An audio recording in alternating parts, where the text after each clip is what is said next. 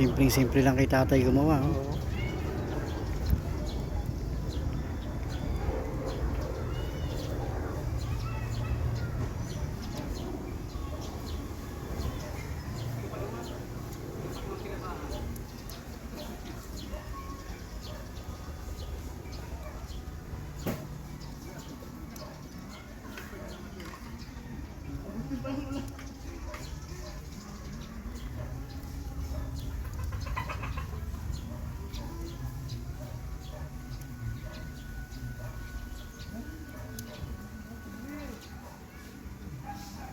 Ano, lagyan din natin logo dito. Oh, lagyan niya para maganda. Kayo po, sige. Padugaan. Sige po. Dito pa, follow it. Follow lang. Sige, follow lang. Kaya lang, hindi ba matatakpan yung pasahero nyo dyan pag ganyan? Hindi naman po niya. Sige. Yes, Mas maganda.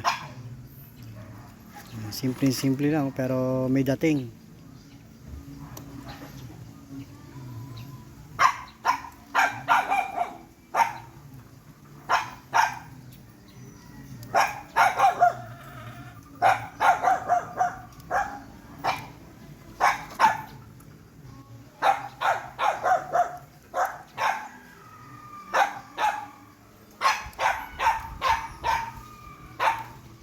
Tayo baka gusto nyo kumain? Hindi, mamay na lang pag-uwi ko.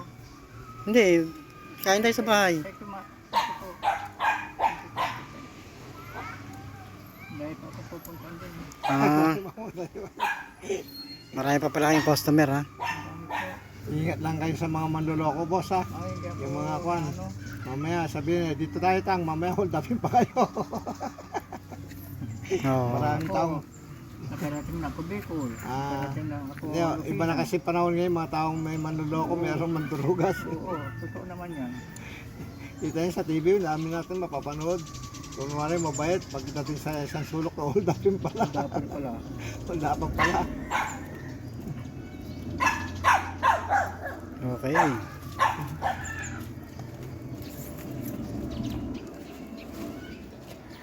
Ayan, dahil po natuwa tayo kay tatay, regaluhan natin ang upuan kasi mahirap yung trabaho niya. Dahil siyempre kahit pa paano makakatulong itong simpleng upuan na to para sa kanyang paglalagay ng sticker. Kahit simple lang, okay lang, malaking bagay ito. Ganito yan. Yan. Diba?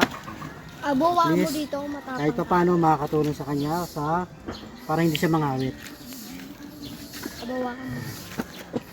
Pinakita ko na to sa kanya, natuwa naman siya, kaya pasado. Nagkulungan yan eh, no? Nagkulungan sila.